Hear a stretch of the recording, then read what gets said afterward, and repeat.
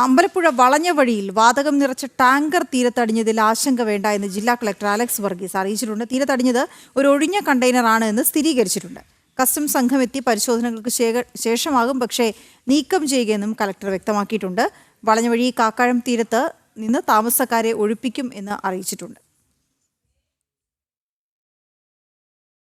നിലവിലെ നമ്മൾ അറിയിപ്പനുസരിച്ചിട്ട് ഈ കണ്ടെയ്നർ നമ്പർ വെച്ച് വെരിഫൈ നോക്കും ഇത് MD ആണെന്നാണ് അവരുടെ ഒരു കണക്കൂട്ടൽ. അപ്പോൾ നമ്മൾ ഈ സൗണ്ട് കേട്ടിട്ട് ആ രീതിക്കാണ് തോന്നുന്നത് MD ആണ്. അപ്പം MD ആണെങ്കിലും ഇത് നിറയാണെങ്കിൽ തന്നെയും നമുക്ക് ഇതിനകത്ത് കൈകാര്യം ചെയ്യാൻ പറ്റില്ല. നമ്മൾക്ക് എക്സ്പേർട്ട് ചെയ്യും. അതിന് എക്സ്പേർട്ട് ടീം സാൽവേജിൻ്റെ ടീമുണ്ട്. അപ്പോൾ അവർ തന്നെ വന്ന് ഇത് കൈകാര്യം ചെയ്യണം. നമ്മൾ പറയുന്നത് രണ്ട് രീതിയിൽ ചെയ്യാം. ഒന്നുമില്ല ടോ ചെയ്ത് എവിടെയെങ്കിലും കടപ്പുറത്തോട്ട് കൊണ്ടുപോയി റീഹാൻഡിൽ ചെയ്ത് കൊണ്ടുപോകുന്ന ക്രമീകരണം ചെയ്യാം. അല്ലെങ്കിൽ ഇവിടെ തന്നെ നമുക്കത് ഹാൻഡിൽ ചെയ്യാനുള്ള ക്രമീകരണം ചെയ്യാം. അത് അവർ തീരുമാനിക്കണം. എന്താണ് ഇതിനകത്തുള്ള മെറ്റീരിയൽ വ്യക്തത വരുത്തിയതിനു ശേഷം തീരുമാനിക്കേണ്ട വിഷയമാണ്. കസ്റ്റംസുകാർ വരണം. കസ്റ്റംസുകാർ വന്നേ ഇത് ഹാൻഡിൽ ചെയ്യാൻ പറ്റത്തുള്ളൂ. അവർക്ക് കസ്റ്റംസുകാർ വരണം. നമ്മൾ കഴിഞ്ഞ പ്രാവശ്യം അതേ പ്രൊസീജിയർ തന്നെ കസ്റ്റംസുകാർ വന്ന് ഇത് ഏറ്റെടുത്തു. അവർ എന്നിട്ട് എവിടെയെങ്കിലും റീകൺവേ ചെയ്ത് ഒന്നുകിൽ ഇവിടുന്ന് നേരിട്ട് കൊണ്ടുപോയി അല്ലെങ്കിൽ ഇവിടെ ഒരു പോർട്ടൽ എത്തിച്ച് ക്രമീകരണം ചെയ്യുകയാണ് ചെയ്യുന്നത്. സുധീഷ് ഗോപാൽ ചേരുന്ന വിവരങ്ങളുമായി. സുധീഷ്, കളക്ടർ പറയുന്നതനുസരിച്ചാണ് എങ്കിൽ വിദഗ്ധ സംഘം വരേണ്ടതുണ്ട്, കസ്റ്റംസ് വന്ന് ഇത് ഏറ്റെടുക്കേണ്ടതുണ്ട്. അപ്പോൾ നടപടിക്രമങ്ങൾ എങ്ങനെയെന്ന് അദ്ദേഹം വിശദീകരിക്കുന്നു.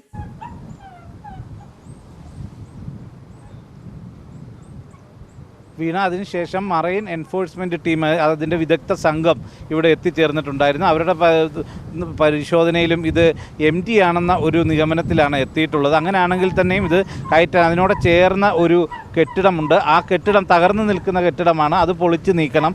അതോടൊപ്പം തന്നെ അവിടെ നിന്നും മണ്ണ് ഇട്ട് ഉയർത്തി ഇത് വലിച്ചു കയറ്റി അവിടെ നിന്നും വാഹനത്തിൽ കൊണ്ടുപോകത്തക്ക രീതിയിലുള്ള ഒരു ആലോചനയാണ് ഇപ്പോൾ ഉള്ളത്. അത് ഇത് ശൂന്യമാണ് എങ്കിൽ മാത്രമാണ് അങ്ങനെ ചെയ്യുക. ഇനിയും വിദഗ്ധ പരിശോധനയിൽ ഇതിനകത്ത് എന്തെങ്കിലും ഉണ്ട് എന്ന് സംശയം തോന്നിയാൽ കടൽ മാർഗം തന്നെ മറ്റെവിടെങ്കിലും ഏതെങ്കിലും പോർട്ടിലോ മറ്റോ എത്തിച്ച് അവിടെ നിന്നും ഇത് നിർവീര്യമാക്കുകയോ ഇല്ലെങ്കിൽ മറ്റിടത്തേക്ക് വാഹനത്തിൽ കൊണ്ടുപോവുകയോ ചെയ്യുക എന്ന ഒരു ആലോചനയാണുള്ളത്. നിലവിൽ ഇത് അകത്ത് മറ്റ് വാതകങ്ങളൊന്നും തന്നെ ഇല്ല എന്ന ഒരു നിഗമനത്തിൽ തന്നെ നിൽക്കുന്നു. ഇതേ സാഹചര്യത്തിൽ തന്നെ കടൽ ഇപ്പോൾ നേരത്തേതിൽ നിന്നും പ്രക്ഷുബ്ധമായി കഴിഞ്ഞു. വേലിയേറ്റം തുടങ്ങിയിരിക്കുന്നു. അതുകൊണ്ട് തന്നെ വലിയ രീതിയിലുള്ള ആഘാതം ഇനിയുള്ള ഓരോ നിമിഷവും ഈ ക്ഷമിക്കണം ഈ ടാങ്കറിനുണ്ടാവും. അത് വന്ന് ശക്തമായ തിരയിൽ അത് ആ പാറക്കെട്ടുകളിലേക്ക് അടിക്കുന്ന കാഴ്ച തന്നെയാണ് കാണാൻ കഴിയുന്നത്.